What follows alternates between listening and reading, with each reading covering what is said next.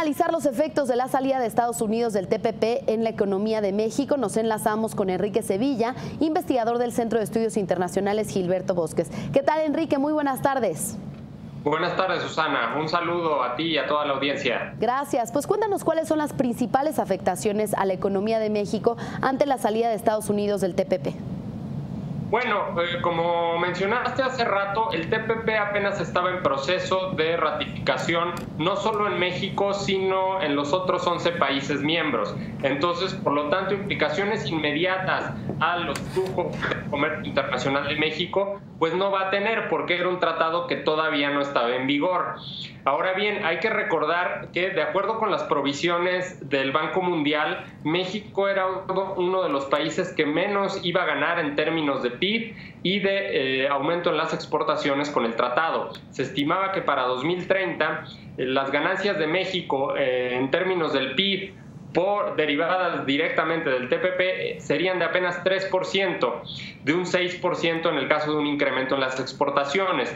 Uno de los principales motivos de México para entrar al TPP entonces no era precisamente este potencial incremento en las exportaciones, sino más bien mantener sus condiciones privilegiadas de acceso a los mercados de América del Norte y especialmente de Estados Unidos, donde, como sabemos, se concentran la mayoría de sus exportaciones. Entonces, efectos inmediatos en los flujos comerciales de México, podríamos decir que va a tener. Más bien se replantea el panorama del comercio internacional para el próximo año. Tenemos que esperar a ver qué hacen los otros miembros del TPP. Chile, por ejemplo, el ministro de Exteriores Muñoz el día de hoy salió a decir que el TPP como estaba, ya sin Estados Unidos, pues queda fuera de la mesa. Recordamos al primer ministro Abe, que también dijo que un TPP sin Estados Unidos no tenía mucho sentido.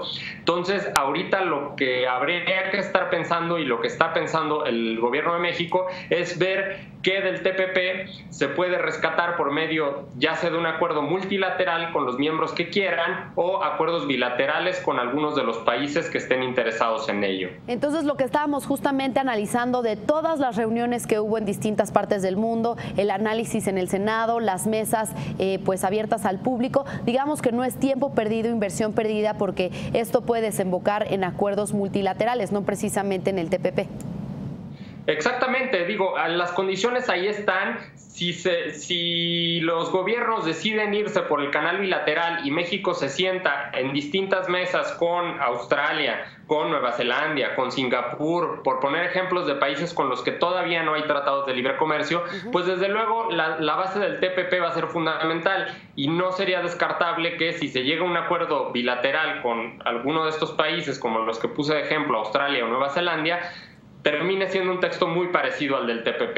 Ahora bien, creo que esto abre oportunidades porque hay otros países, estoy pensando en los casos de Malasia y Vietnam, quienes iban a ser los principales beneficiados en términos de exportaciones por el TPP, pues estos países son competidores directos de México en el mercado estadounidense. Entonces, el hecho de que ya no vaya a haber TPP, de cierta manera México lo exime de competir en un mercado libre de aranceles con estos dos países, ¿no? Entonces, digamos, más bien valdría la pena adoptar un enfoque de lo perdido, lo encontrado y aprovechar todo lo que ya se negoció en el TPP para llevarlo a acuerdos multilaterales o bilaterales, según sea el caso, con los países que específicamente nos interesen, porque puedan beneficiar a la plataforma exportadora mexicana. Bien, pues ojalá que pronto veamos esas negociaciones con otros países para que todo el esfuerzo de varios años pues no se pierda en el camino. Muchas gracias, Enrique Sevilla, investigador del Centro de Estudios Internacionales Gilberto Bosques. Buenas tardes. Gracias a ti, Susana. Buenas tardes. Hasta luego.